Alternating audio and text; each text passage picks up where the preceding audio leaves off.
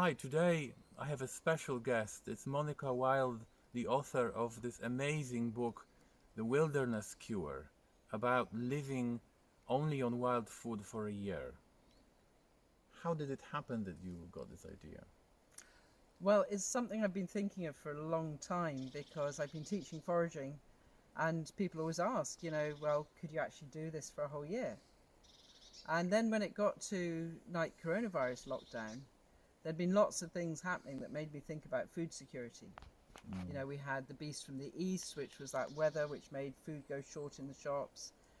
We had Brexit, which has cut off, you know, our major trading partner. And then with coronavirus, there was a lot of frantic buying. And it just seemed like a really good time to see not can we live as our ancestors did, but could we actually live on wild food in the modern times? Did you get everything yourself to eat? Most of it, but some of it was traded. So one of my rules was I wasn't allowed to use any money. Mm, So I couldn't just go and buy venison or fish yeah. or things like that, even if they were wild species. So I was reliant on trading or swapping or just trying to persuade people, tell them a story and persuade them to get things like, meat and some fish, although I learnt to fish mackerel. And also I found that my tribe, the community of foragers that I know, were really Yeah. good about, gifting things when they thought I was getting low on stuff, which was really nice. But the majority of it harvested with myself and with Matthew Rooney, who did it with me, and the majority of it was actually harvested just within sort of 5 to 10 miles of where I live. Did you go any further than 10 miles? Yeah, because there were times when I had to go to the coast to pick Yeah. seaweeds, and that's about it's about an hour's drive, so that must be about 70 to 80 miles. And then during the year there were times where I was traveling, so I went on holiday in Applecross, I did a field trip in Poland, so there I was moving into different environments as well. Did you go to England to forage? um, no, I No. don't Oh. think I did go down to England to forage. uh, I think I wanted to around the nut season yeah. because they have a lot more walnuts and sweet chestnuts. So I think I'd planned to go down to England, but I'm not sure that I made it down to England that year. Could you list 10 most useful foods that you found like really important and useful in your diet? Um, Gosh, well, I mean, I ate 300 species of plants, 87 species of fungi, and 20 species of seaweed. So it's kind of like trying to choose your favorite child from a lot. But I would say rose hips were really important because I used to use quite a lot of tomatoes and peppers for flavor and making sauces and things. And rose hips, particularly the Rosa rugosa, were a really good substitute. Um, Sea spaghetti was a something that was really great because also when it's picked young, it freezes really well. So part of the challenge of wild food is that you haven't got stuff just sitting there all the time. You have to think ahead, you have to plan, you have to store stuff, you have to prepare stuff. But frozen sea spaghetti, in 3 minutes, you can just take it out of the freezer into a Okay. pan of hot water, and with a bit of rosehip puree, you've got a meal. Um, Mushrooms, particularly porcini, which are one of my favorites, and which is one that, with some mushrooms, when you eat a lot of them, your body says, stop.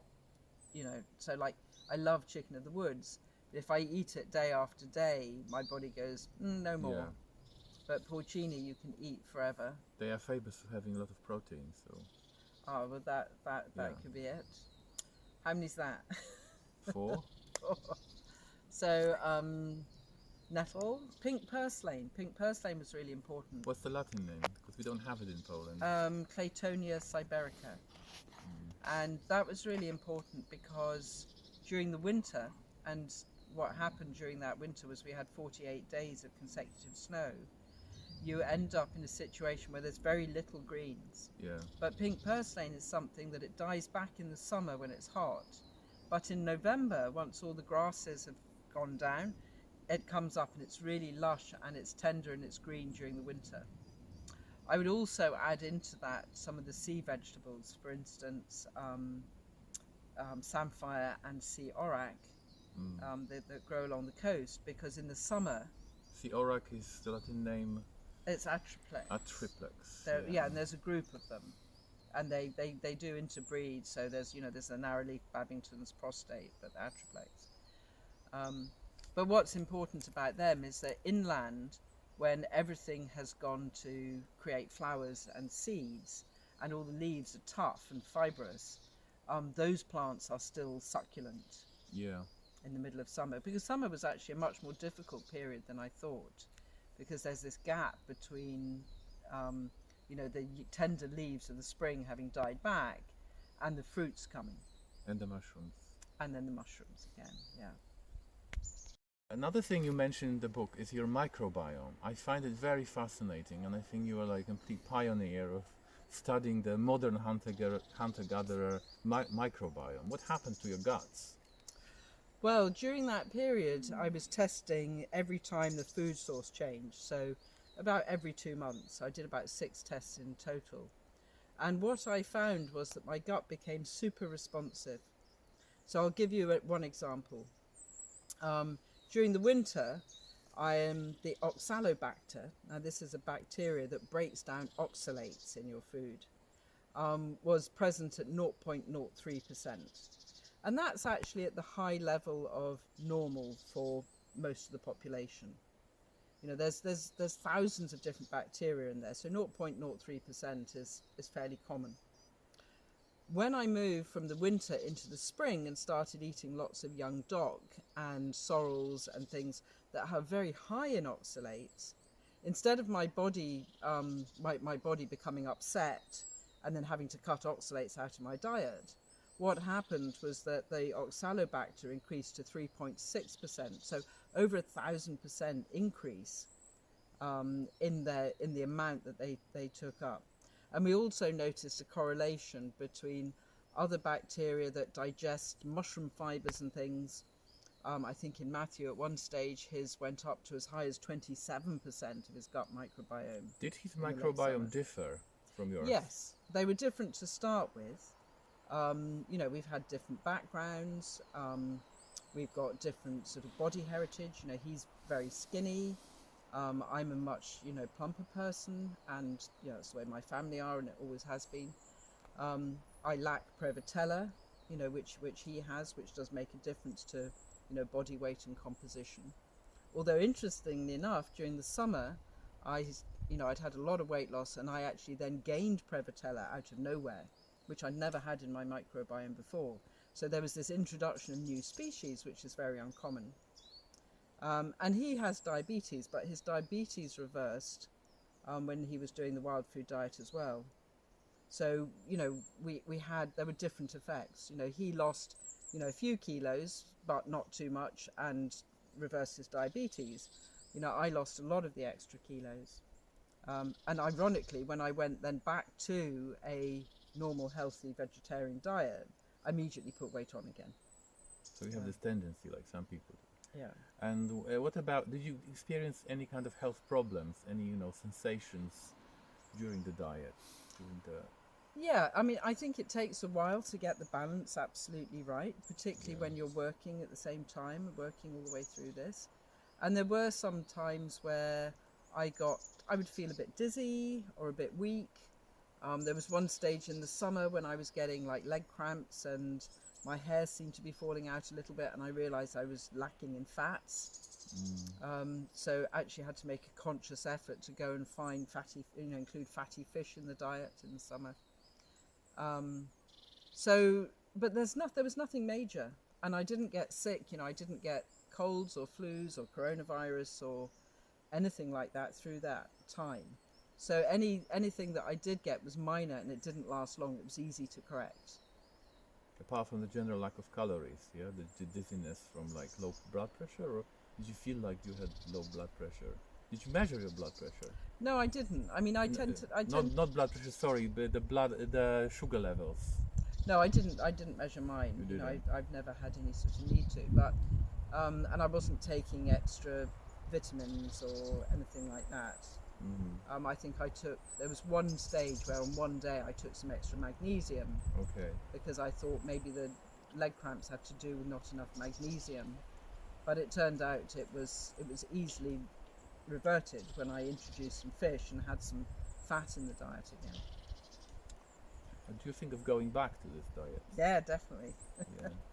But And- it's harder to be. I mean, I think to go back to it now, it's not fair to trade with with people for venison, things like that. I'd have to find a good ethical source, to buy the meat from. I think fish would be enough, wouldn't it? Just Yeah, having more fish and or fish, but getting a rod and yeah. yeah. Well, I mean, I'm going up to next month. I'm going on holiday. I'm taking my mackerel rod. Now own my own mackerel rod, and I love mackerel fishing.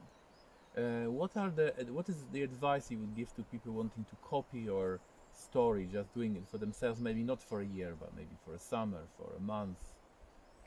What would you advise? Yeah, I think it's really good to do it even for a short period. It's like a kind of wild detox. Yeah. And it certainly made a difference because if you eat a narrow range of things, you're not getting a huge variety of phytonutrients. Whereas as soon as you widen the range, you're increasing your phytonutrients, you're increasing the different bacteria that you're taking in. So even if you just add one wild thing every day, that's a huge improvement. I think the thing to do is to make sure that obviously people need to know what they're picking. Yeah. 100% identification is a must. And probably I would suggest that they did it either in the spring or the autumn. Don't try and do it right in the middle of the summer when all the vegetation is dry, or right in the middle of the winter. And just see what it's like doing it for maybe a week or two at a time to start with, before you go into a sort of full thing. Because when you go into it for a year, I learned so much, and now I know, right, I'm going to have to get X kilos of mushrooms and dry them and freeze them, and X kilos of nuts, Yeah. X kilos of berries and dry them and freeze them, just to be prepared to get through the winter. Yeah. Um, And tell me about your book. well, my book's called The Wilderness Cure, Ancient Wisdom in a Modern World by Mo Wilde. And it follows the diary of the year, but it also takes you inside my mind and weaves not just through the wild food diet, but a lot of the things that are that I feel very passionately about our connection with the earth and what an incredible planet we live on, and a cry to people to connect more. Are you planning more books? Yeah. Okay. Yes, you should. Thank you very much. Yeah, you're welcome. You inspire me, really. You're my inspiration. And you mine. There we go. And this is the book, The Wilderness Cure.